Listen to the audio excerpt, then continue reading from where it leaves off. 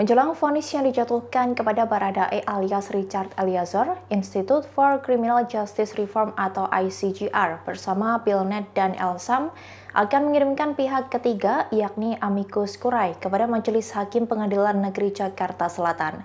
Hal itu bertujuan untuk melindungi Richard Eliezer dari status justice kolaborator.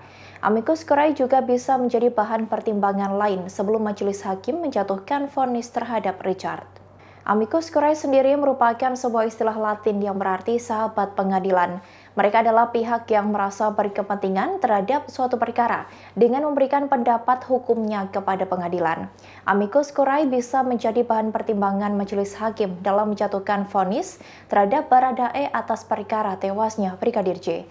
ICJR menilai bahwa majelis hakim perlu mempertimbangkan dengan sungguh-sungguh terhadap vonis yang dijatuhkan kepada Richard Eliezer, mengingat ia berstatus sebagai saksi pelaku yang bekerja sama atau justice kolaborator.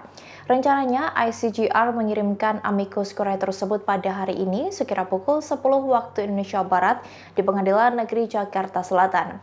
Diketahui sebelumnya, Jaksa Penuntut Umum menjatuhkan tuntutan 12 tahun penjara kepada Baradae alias Richard Eliezer.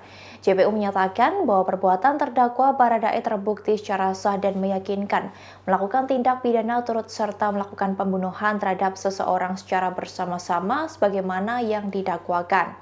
Dalam tuntutannya, jaksa menyatakan Richard Eliezer Pudihang Lumiu atau Baradae bersalah melanggar pasal 340 KUHP Jungto pasal 55 ayat 1 ke 1 KUHP sebagaimana dakwaan primer.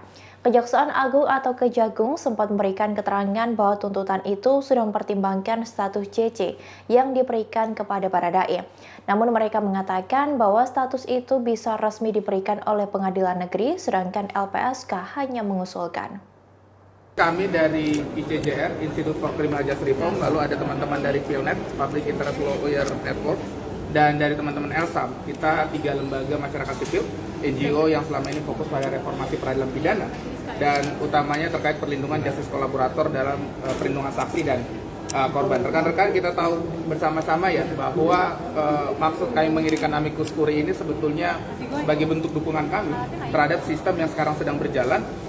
Bagaimana kemudian Baradae ya, salah satu terdakwa dalam kasus ini sudah mendapatkan perlindungan dari LPSK, baik dari sisi perlindungan khusus ataupun perlindungan yang selama ini berjalan secara proses.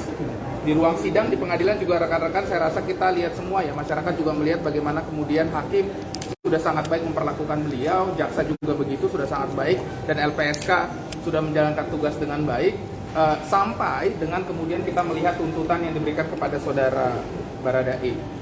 Tentu saja sebagai lembaga yang fokus pada perlindungan saksi dan korban yang merupakan bagian penting dalam perbaikan sistem peradilan pidana, kami merasa bahwa tuntutan ini kurang konsisten. Meskipun kami mendukung peran kejaksaan sebagai dominus litis ya, sebagai pengendali utama perkara persidangan, kami mendukung penuh peran kejaksaan itu. Untuk itu kami meminta sebetulnya jaksa untuk lebih konsisten.